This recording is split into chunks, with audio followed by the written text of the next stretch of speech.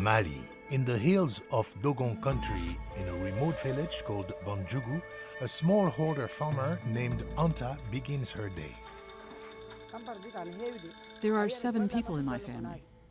Each morning I wake up, prepare the children for school. Then I fetch 20 liters of water. The water source is a kilometer away in a deep canyon. Then I tend to my onions.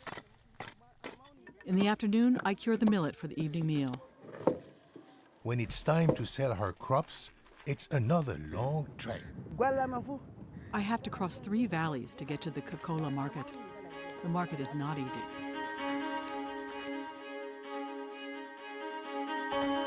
Across Africa, millions of smallholder farmers face the same routine of long walks to uncertain markets in a region where food security is uncertain. Food security is when all people have enough access to the right kinds of foods that they need to meet their nutritional needs throughout the year. Most food is grown by the private sector, by small farmers. And they have to have access to markets to be able to get that food out to people who don't grow food, who need it. Now, smallholder farmers like Anta are in the cusp of a revolution in how farmers are connected to markets. The key to this connection is school children.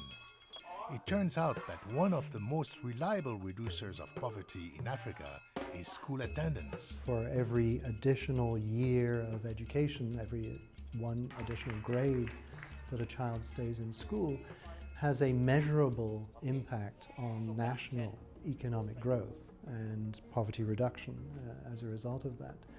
So that's why it's so important to keep children in school. How does school attendance reduce poverty? It happens when school children are fed. The evidence is quite strong that the provision of meals in schools is a major attractor for children to come to school, even if they've never been to school before. There's always a bump in attendance. When school children and farmers come together, they both win. This is the story of a revolution in school feeding, a revolution that reduces poverty. It's called homegrown school feeding, and in Africa, it's now underway. With homegrown school feeding, it's really a school feeding sourced by local farmers. It's using the local product for school feeding. So it's like a program from the village to the school. It's local farmers are supplying their own school. Feeding school children is nothing new. These days, school feeding in one form or another is being applied by governments pretty much in every country in the world. It's being accepted as not just as a good idea, but something that governments really ought to do. What's new is how the public and private sector come together. Homegrown school feeding uses national governments to purchase food from local smallholder farmers to feed school children and reap the benefits. Homegrown school feeding is different in every country, but each program has a few things in common. In a region where few farmers have reliability in income, homegrown school feeding provides a structured demand. Schools provide a guaranteed food market for farmers who know they will get an agreed price. Local school children eat at school, which improves learning. Homegrown school feeding programs are run at the national level and result in collaboration between ministries of education, agriculture, and health. And it has to start somewhere.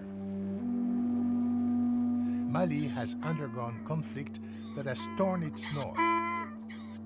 From the ancient city of Timbuktu to the hills of Dogon country, Mali has been seeing one of the most intense conflicts in the world. Yet, through all this, implementing homegrown school feeding has carried on. This means that farmers like Anta in Banjugu might soon be part of a national solution to school feeding, as homegrown school feeding takes its first steps in Banjugu. On the other side of the continent, a government-supported HGSF program is now starting to spread its wings. Naivasha, Kenya, a community alongside Lake Naivasha in central Kenya. Here, the schools are filled with the children of farmers. Farmers like Teresia. A single mother. I am a single mother and I have 4 children.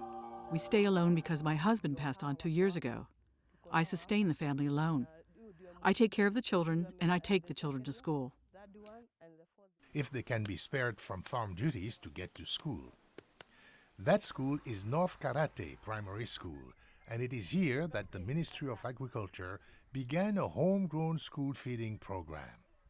So I would say that the issue of absenteeism was rampant. Children come to school when they are not well fed. Patrick Sondra is head teacher at North Karate Primary School. We found that if we could support these children to feed in the school, they will have a very big advantage in that, one, they will eat food that is hot, nutritious, very balanced, and at the same time help to improve their performance. We were fortunate that among all the schools that had at least written the proposal, we were chosen as one of the schools to benefit. We are combining our efforts through all the parents, the stakeholders, to see on how we can at least make this program a success. The national government's representative in North Karate makes sure government services happen on the ground. When we called the parents, we were able to discuss with them, plus the other stakeholders. And we told them exactly what the school feeding program would be and why it was being brought to the school and why it was felt that the school would be part of the project. The parents and school officials formed a school feeding committee, advised and trained by the Ministry of Agriculture on how to get the program rolling. This building is our kitchen. It was constructed by the help of the school management committee, which so it was necessary at least to have somewhere where I could cook for these children. And this is how they came about, soliciting for funds and constructing it. The HGSF program not only buys from local farmers, it also teaches them how to increase their crop yields. Farmers like Teresia. I have learned how to till the soil, how I should divide the farm, how to separate the crops, to separate the beans from the maize. I will not wander around looking for kales to buy in the market. Now I go to the farm and pluck some and cook for my children, and they sleep well. Better farming has led to better food, and the school in turn needed to hire 2 new cooks. Among the so many applicants who wanted this, these posts of the cooks, the one called Teresia, who is one of our committee members, she got the job. This job is good, and I have benefited. I am not worried where to get money or to find the next meal. Which means Teresia's children are attending school instead of tending the farm. Attendance at North Karate Primary School has gone from 70% to 90%. And Teresia now has a full-time job as a school cook. In Teresia, all aspects of homegrown school feeding come together. She's a smallholder farmer, a mother of children in the school, and an employee of the school. My first salary, I built this house for my son, and my next one took him to school, and that is what has educated him till today. As it moves into subsequent years, homegrown school feeding takes hold, paying dividends to the community. Back in Mali, a village called Diabolo has taken everything a step further. A smallholder farmer named Mariam is preparing to go to the market. We used to go for market day to trade crops. It was a very hard journey. It is a 10-kilometer trek by hired donkey cart to a teeming marketplace in Jenny, in in front of Mali's most famous landmark, a mosque that is the largest mud structure in the world. For years, this has been Mariam's expensive and time-consuming routine to get her crop to market. But this routine and her life is about to change.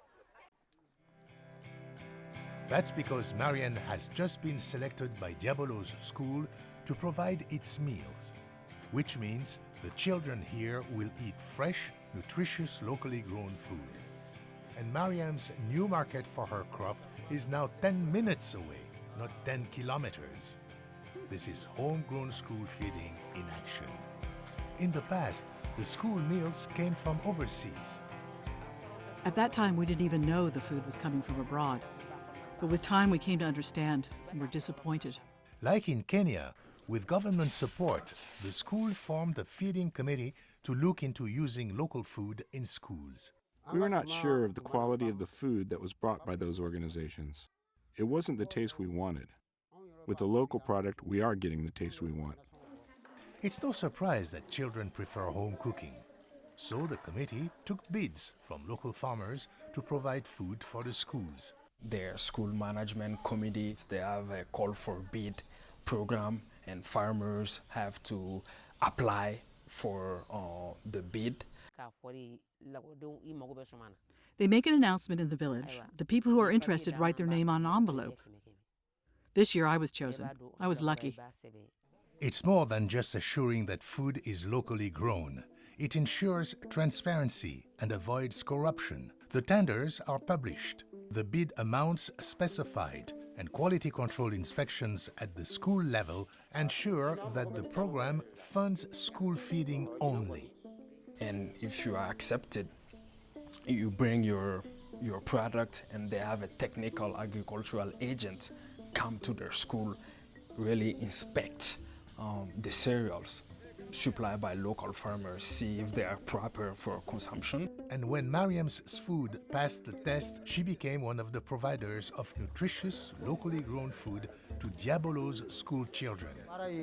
The school feeding program is important because this is a farming town. It's good to have a closer market. We can control the quality and ensure it is healthy. And school attendance is rising. It's good for the farmers to know that the food they grow helps children to come to school. And for Mariam, the days of unreliable prices at faraway markets are gone. I am very happy, like a dream. You don't make big money, but you are sure that you are not losing any money. This program is changing their lives. They are proud. Now we have a kind of security. The program was designed by Mamoudou Doumbia from Mali's Ministry of Education. The school is really a success story. Before there were only 20 kids, and now there are over 206 classrooms with 7 teachers. This is a success that needs to be supported even when partners withdraw. In Diabolo, homegrown school feeding is underway. Children are being fed, and the farmer prospers. Can homegrown school feeding extend throughout Africa? Back in Western Kenya, one school thinks it is ready. Bukusi Primary School in Kagameg in Western Kenya.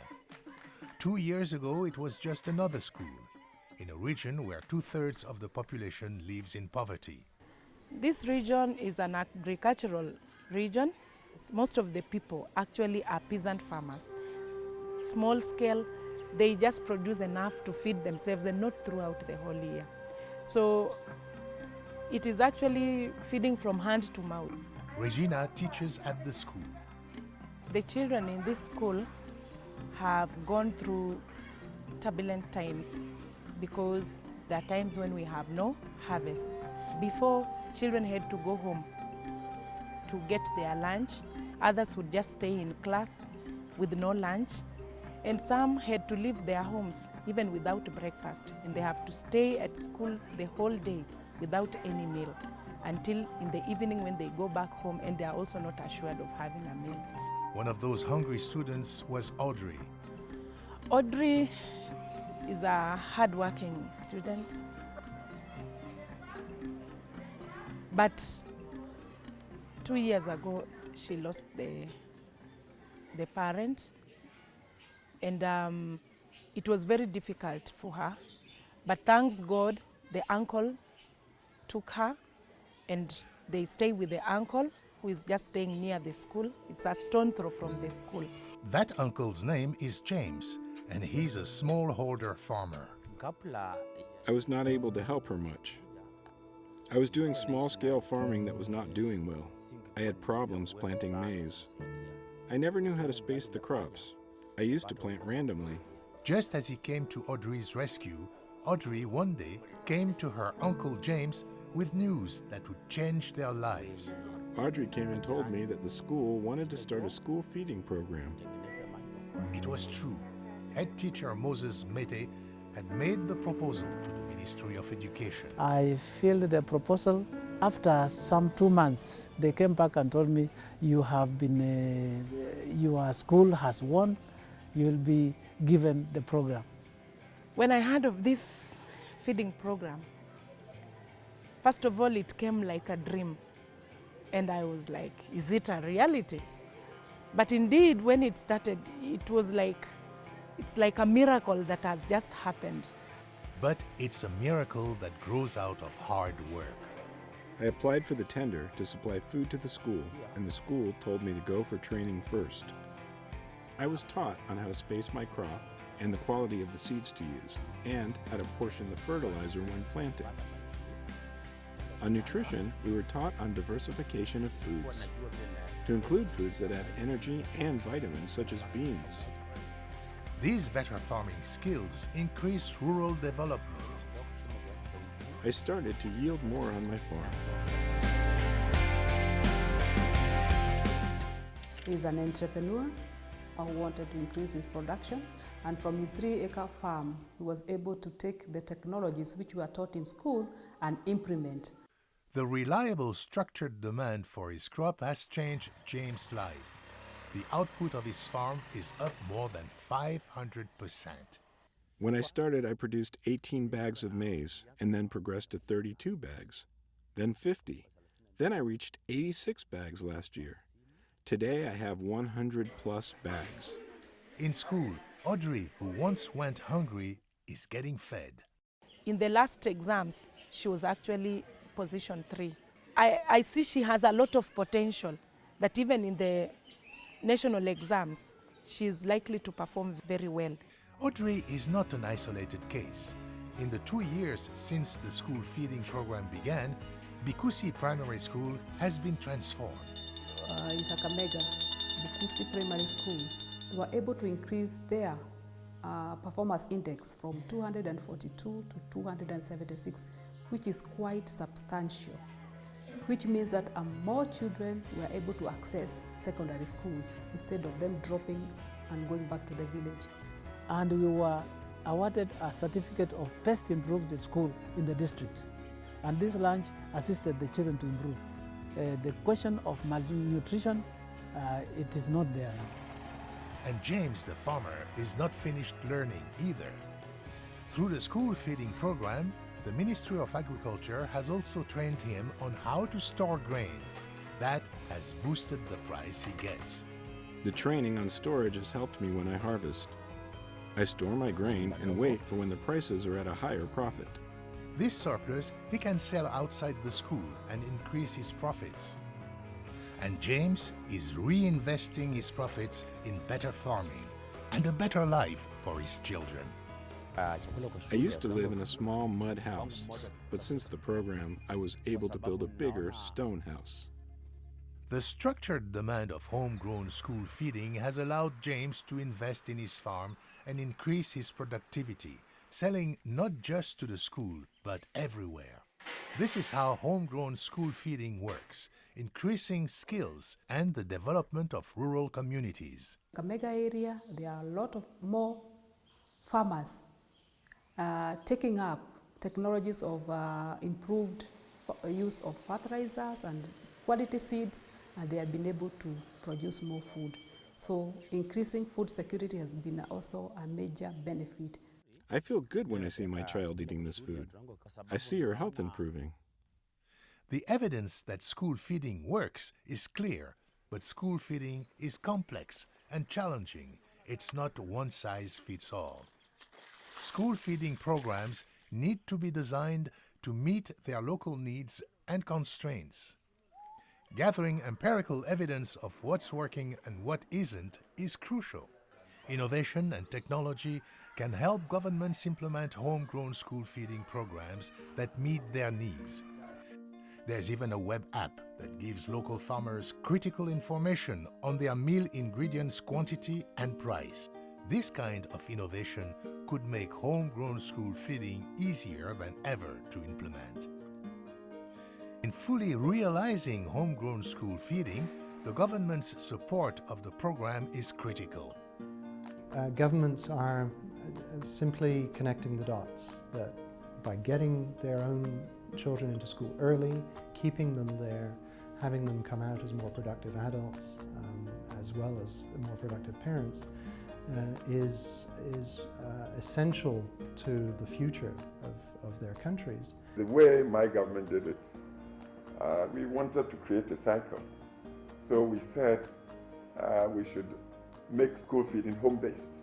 We should use the foodstuffs that are indigenous to the community.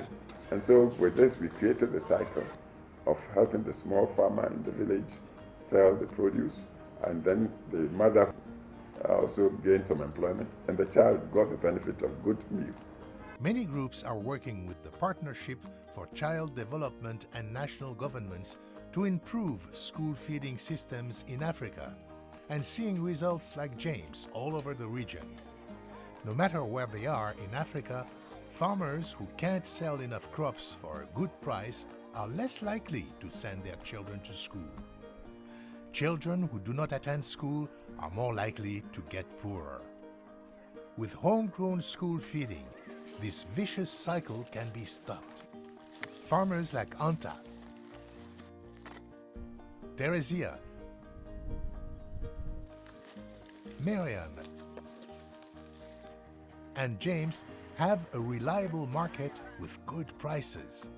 Their children go to school where they eat and learn. And in the end, the farmer and the school child have both won.